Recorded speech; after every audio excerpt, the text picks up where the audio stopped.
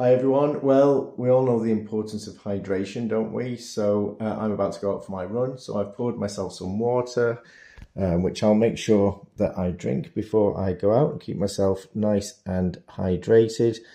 I always set my alarm for maybe 3 hours before I go for my run, so I've got time to drink that water. I'll do the same during my run as well, and afterwards.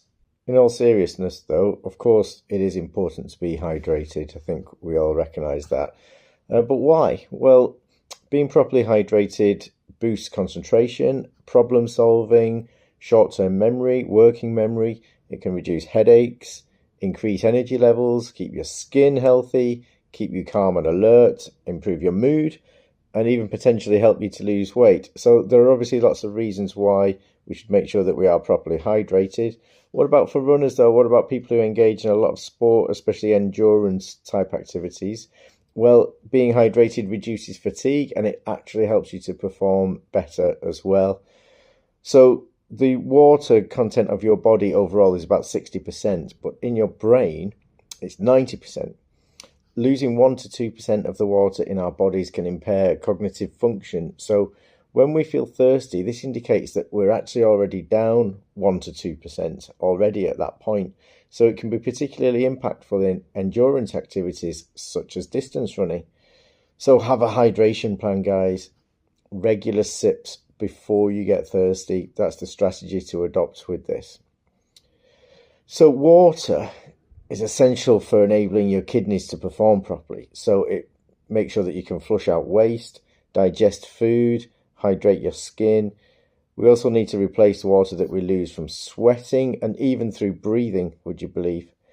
Studies have found that people who drink half a litre of water before meals consume fewer calories and lose more weight. So lots and lots of good reasons to make sure that we're staying hydrated. There are also some myths though. Quite a popular one that seems to pervade is this idea of drinking 8 glasses of water per day. Well, actually, if you look at this came from the US Health and Nutrition Board right back in the 1940s and was not based on any evidence whatsoever. In reality, what you need is a glass of water with every meal.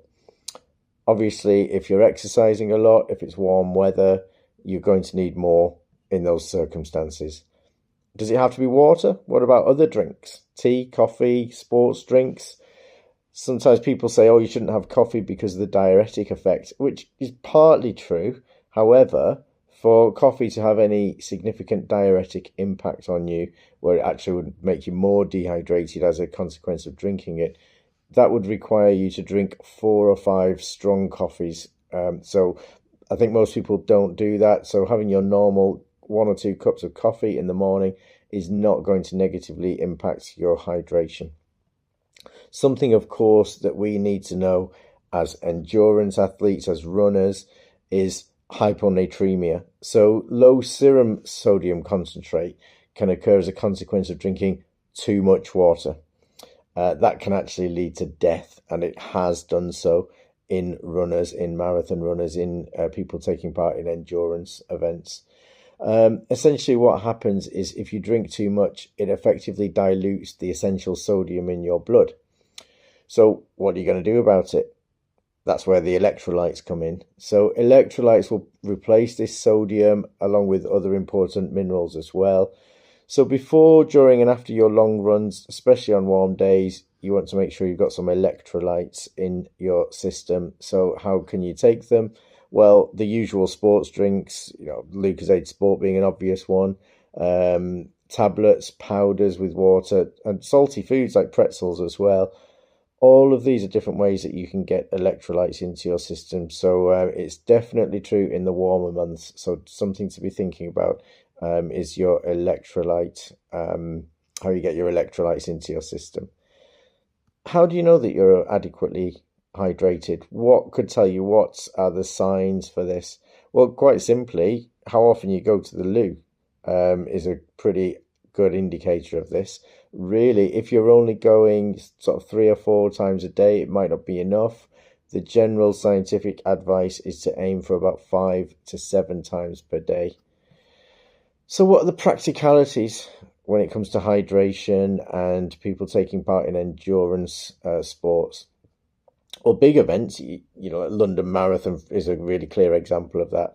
They usually have water, they have energy drinks on the course. So what I would do is just check what miles they're at. Liquids are heavy, so I usually don't recommend carrying your own liquids with you. Just check where they occur on the route. So is it every couple of miles? Where can you get what? And just be prepared for that. Of course, that's not the case when you're actually in your training. And then again, in the warmer months as well, you're going to need some kind of hydration strategy. So you might carry drinks with you. You might stash drinks along your route.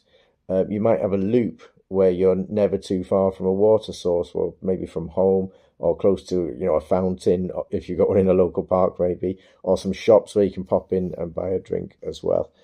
So to summarize the key points, guys, what I'm going to say is just have a hydration plan. Drink regularly before you get thirsty. Don't overdo it though. You don't want to be gulping. It's taking sips. There is a balance in terms of drinking enough, but also maintaining sufficient electrolytes, as your sodium levels can reduce a lot when you're drinking large amounts of water. If you use sports drinks, make sure you practice with them before an event, just like you would do with gels as well. So that's hydration, guys. So I'm just going to say good luck, good health, and happy running.